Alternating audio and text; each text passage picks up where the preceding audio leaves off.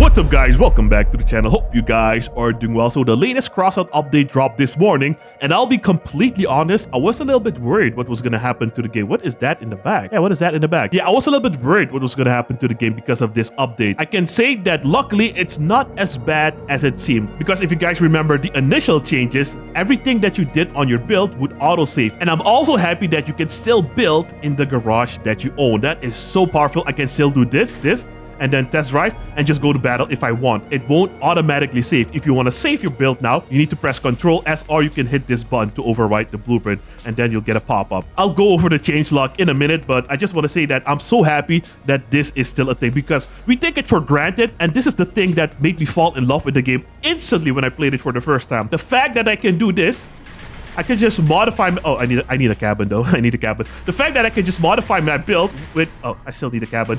Do anything that I want, hit escape, test drive, it still works, and I can, if I want, I can also go into battle. That is such a powerful thing that people overlook, or I would say take for granted. I believe Crossout is using the Daygor engine, same as War Thunder, and I wish War Thunder had the same thing. And it is possible with, I think, a mod. And if you look at all the other games where you can make a vehicle and take it into combat, there's always a dang loading screen. Now, loading screens aren't the worst thing in the world. It's just that, you know, the fact that I can do this instantly is such a cool feature, man. And I'm happy that they did remove it and replace it with this thing.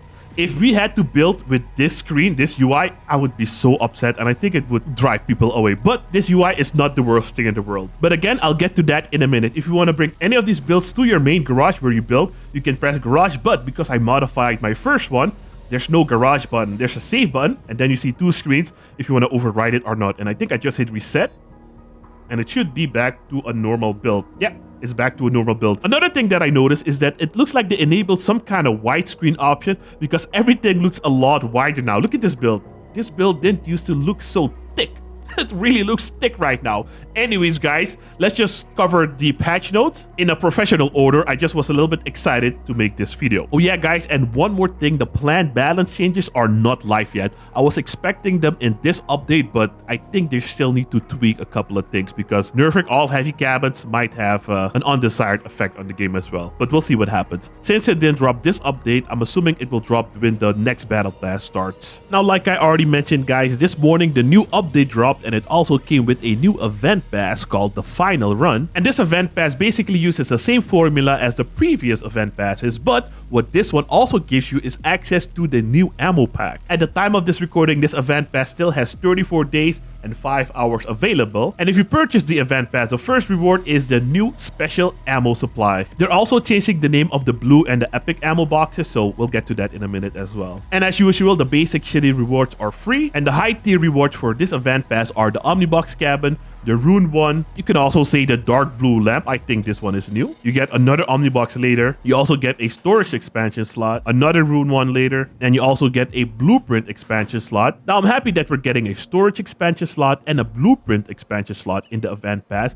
But now that we have more blueprint slots available to us, I think they should increase the number. Also, I wonder if they did anything with the amount of items we can store in our storage. It used to be 1,000, but I haven't seen anything yet. Later on, you also get access to an AC80 Stillwind recipe, and this is for the non-upgraded one. Later on, you get one for the upgraded one, and the upgraded one gives you more durability, more damage, and more projectile speed. For the players who are into duck, you also get a winter duck, and at level 49 and 50, you get the scouts container and an AC80 Stillwind. And after every level, after level 50, you get 120 in-game coins. And as always, this event pass also comes with its own special crafting table, where you can get an upgraded flock, an upgraded kaiju, an upgraded cyclone, an upgraded nidhogg with more durability, a faster reload, and a faster rate of fire. Honestly, I would go for projectile speed, but maybe I'll make a video on the rate of fire, see what that feels like. You can also make some upgraded annihilators, an upgraded Kami cabin, an upgraded Munin cabin, an upgraded Aegis Prime, an upgraded Fafnir shotgun with the same upgrades as the nidhogg with more rate of fire, an upgraded fidgets. I rarely see these, but that's nice to see in this event. An upgraded clarinet toe, an upgraded owl, an upgraded cricket, an upgraded argument, an upgraded photon cabin, upgraded armored tracks, upgraded omni wheels, and an upgraded doppler. And later in the event pass, you get access to the upgraded Stillwind, the normal Stillwind, the upgraded Omnibox,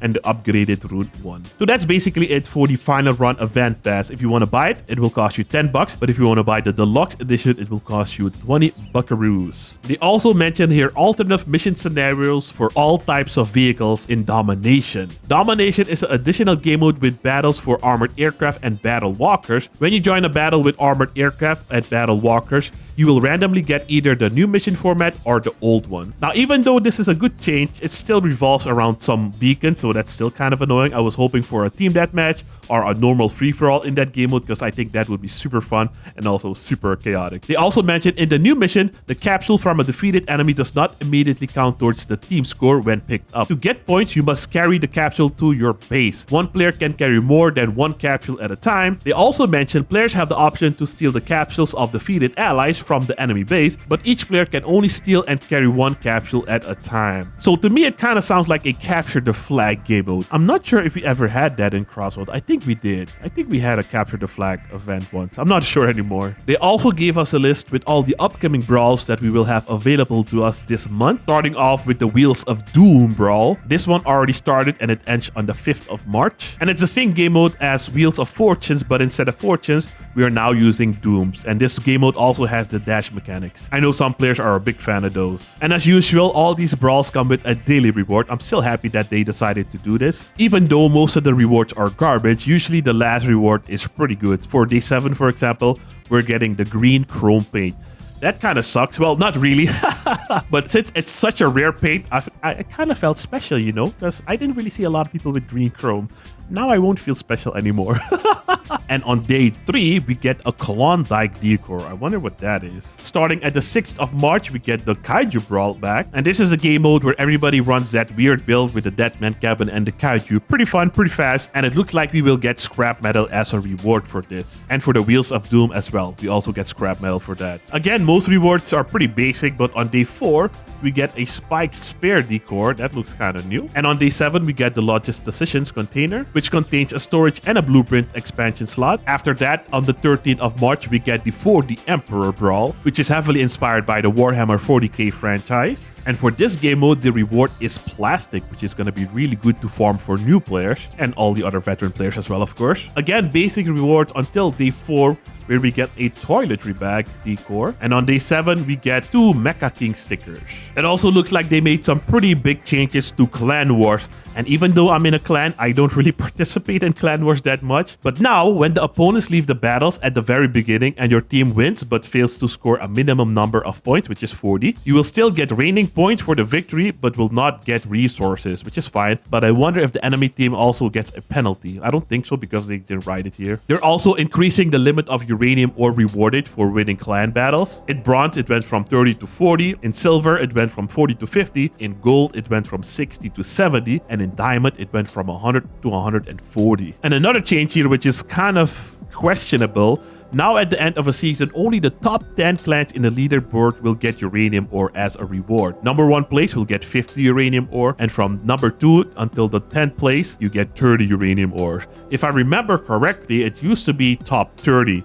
So a lot of people would still get uranium ore. But since we have so little clans and too many people were getting uranium, I think they decreased the number. I don't think it will really affect the people on PC, at least. I'm not sure about console. But again, I could be wrong because I'm not really invested in Clan Wars. But I did see that there were a lot less clans. And right now, if you are in silver, you're already in the top 50, which should not be the case. And now for a victory in the Bronze League, you get 1 ore. In Silver League, you get 2. In Silver League, you also get 1 ore. But in Gold, you get 2 ores. And in Diamond, you get 3 ores, which is kind of nice. And this is without premium, by the way. So if you have premium enabled, you can get 6 ores in Diamond and 4 ores in Gold, which is pretty nice. Unfortunately though, Clan Wars is freaking boring. There were also no special changes made to Clan Confrontation. It is still between 7,000 and 9,000 power score. I really wanted to see the Clan Confrontation with Walkers. Or no, I think that's going to be Uranium War. So okay, no.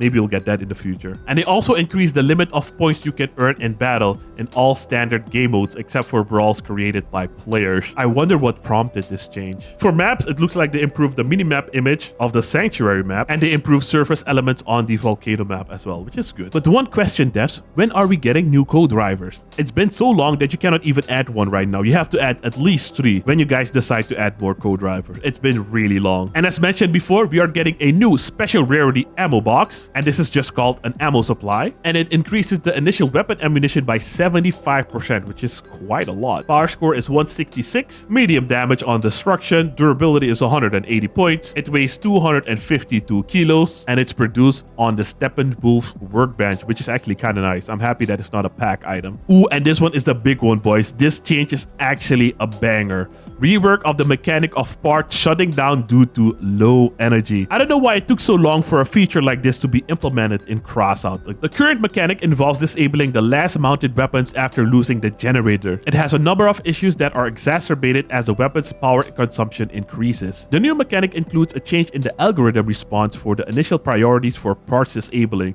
and the possibility of manually setting by the player.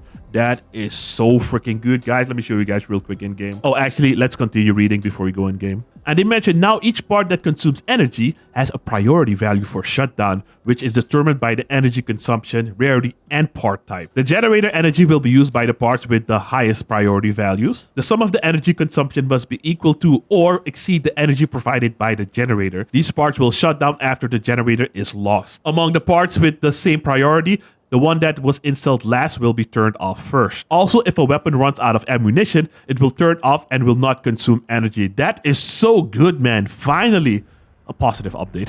But yeah, this is such a great feature, man. They also mentioned we are quite confident that the base algorithm for disabling parts will often meet the player's expectation. If it does not, there's now a manual setting available for it, which is so good, man. When you're using the manual setting while the tab is open, parts that use the generator's energy and will turn off as a result of its loss are highlighted in orange in the parts list and on the armored vehicle. You can mark parts that you want to force to connect to the generator in the list. The final list of the parts to be disabled is updated each time you mark a part, which I already messed around with. I'll show you guys that in a minute. This setting is like the weapon groups and is saved with the blueprints. The setting is not available if the generator energy is not used or the maximum energy of the armored vehicle is exceeded. Oh yeah, and they're also renaming the ammunition boxes. The small ammo pack, the blue one, is now called Ammo Reserve.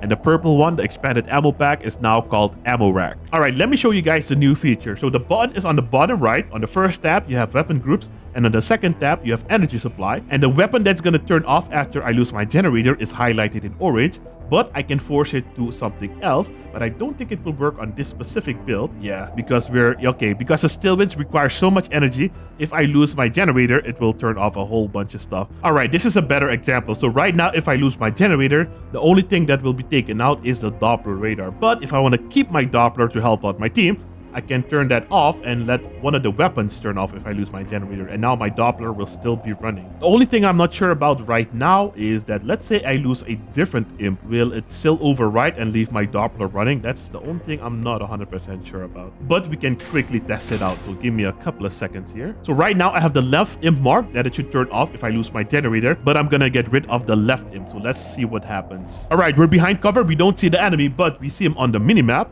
And if I disable or if I blow up my rift, yep, my guns are still working and my Doppler is also still working because I see the guy on the minimap. Okay, that's kind of cool. And I think this is mainly because of the new algorithm, which is kind of cool. So yeah, this is such a handy feature, man. I love it. I really love this feature. Because we all had those moments where we get popped and then one of our guns is looking into the air doing nothing. I hope this fixes that issue. All right, the next changes are about the new Blueprints tab. They completely updated the interface and functionality of working with blueprints. They mentioned many changes were made, but we would like to highlight the most notable ones. This is a patch note. You should write down everything that you changed. So they mentioned 9 blueprint slots are available to every player right now, and another 2 slots are unlocked by reaching reputation level 10 and 17 of the Engineers faction, 1 for the armored aircraft and 1 for the Leviathan. Additionally, the player can unlock 50 more slots. As usual, additional slots are unlocked using the blueprint storage, which is kind of unfortunate that that wasn't changed, but at least we got more slots. The blueprints button now opens its own tab with many options, including setting a specific blueprint as a target on the range, and I'm not gonna lie, that's a pretty good feature. Toggling an augmented reality grid. I'm not exactly sure why, but you know, that's basically what it does. The only thing I don't like about this is that I don't see the bottom of the floor to see if my build is scraping. The good thing though, what I really like about this new UI is that I can see the bottom of the build. You know how previously you had to go in build mode, press C to lift up the vehicle, and then you can see a little bit underneath?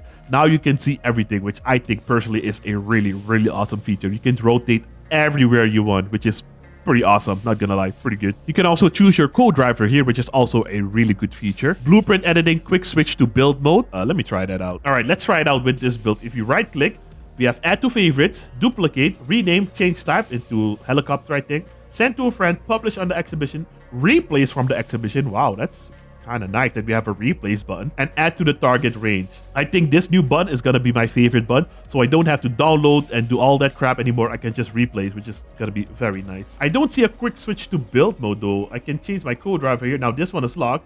I can test drive, okay, and I can change my co-driver. That's very nice. Oh, edit. Oh, okay, because the other ones were locked, I couldn't press edit. All right, quick switch. Okay, that's kind of cool. That's kind of cool, not gonna lie. So far, I'm liking the features. And I'll be honest, looking at these changes now, I don't mind this UI. What I thought was gonna happen is if you went to build mode, it would change the whole UI for you. That would really ruin the game for me, not gonna lie. But over here on its separate blueprints tab, I don't really mind it. Also the exhibition tab, let's see, okay. Yeah, this one is, I mean, I guess it's fine so you can look under the build now. Yeah, I still don't like it for the exhibition. The only thing I like is that I can look under the build. So that's, yeah. There's some things I like about this and some things I don't like. You know, it's okay. Automatic change of the blueprint type when installing or removing rotors, which is good. Adding blueprints to favorite for quick access from the garage tab, which is the tab in the bottom. Over here, which is, you know, kind of useful, not gonna lie, kind of useful. Now, like I mentioned in one of my videos, the feature that they removed is the auto assembly feature. I don't see it anymore. That is the only thing I don't see anymore.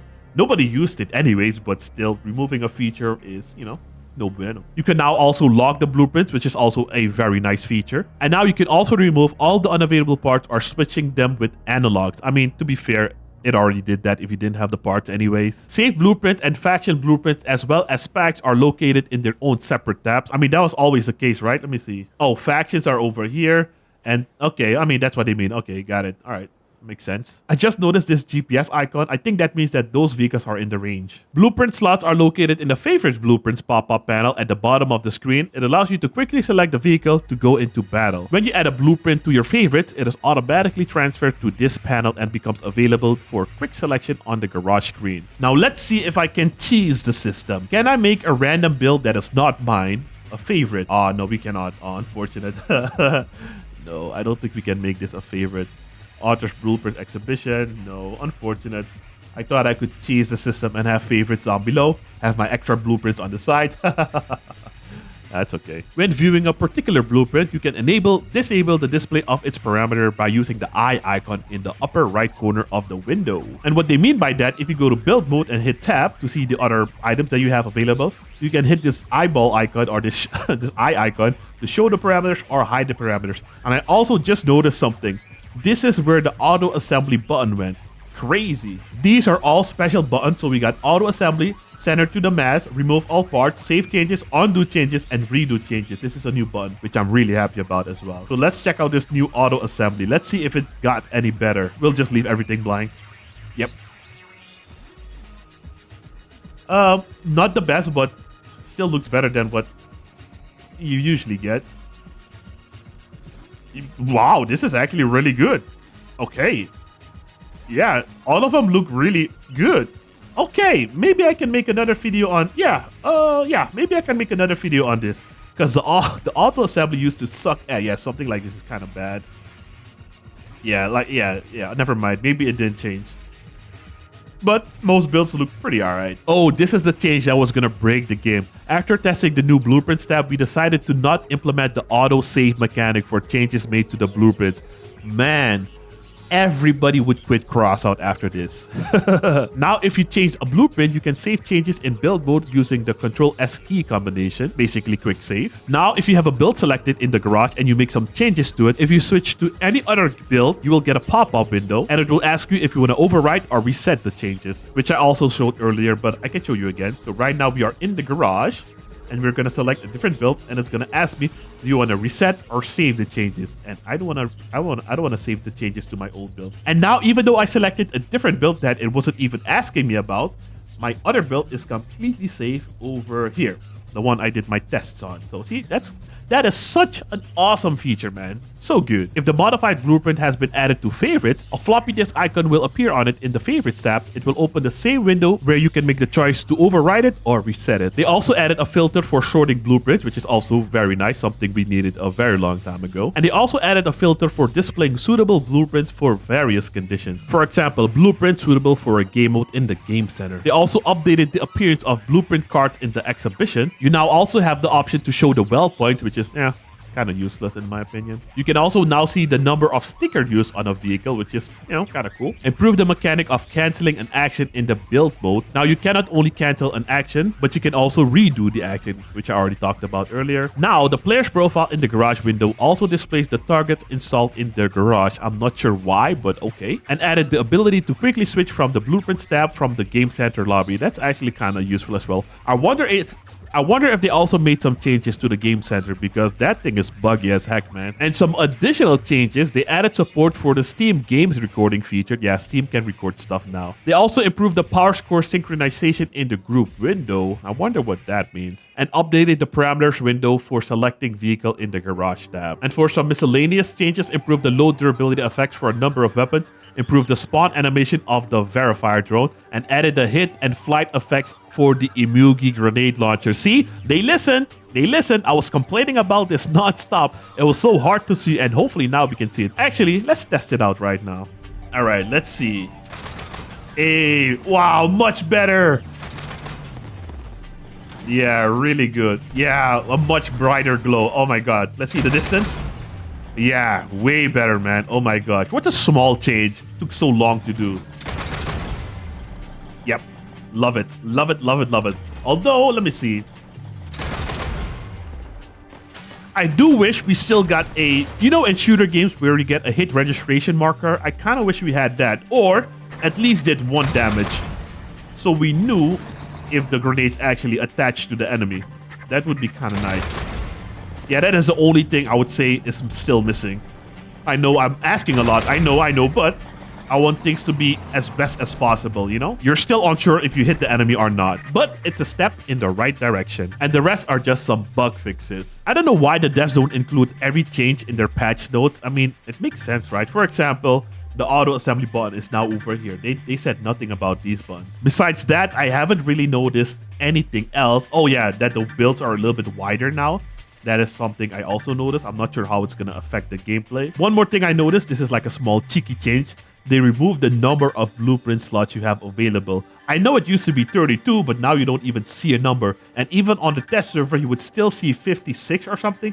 Now I don't see anything. You would have to count each time. And I can add one, and it still costs 5 freaking blueprint storage expansion slots, which is kind of expensive. I think one still goes for... Oh, I can't see the price. Hold on. Let's go to market real quick. Yeah, still kind of expensive, man. 250 coins. But yeah, right now you no longer see the number, which is, I don't know.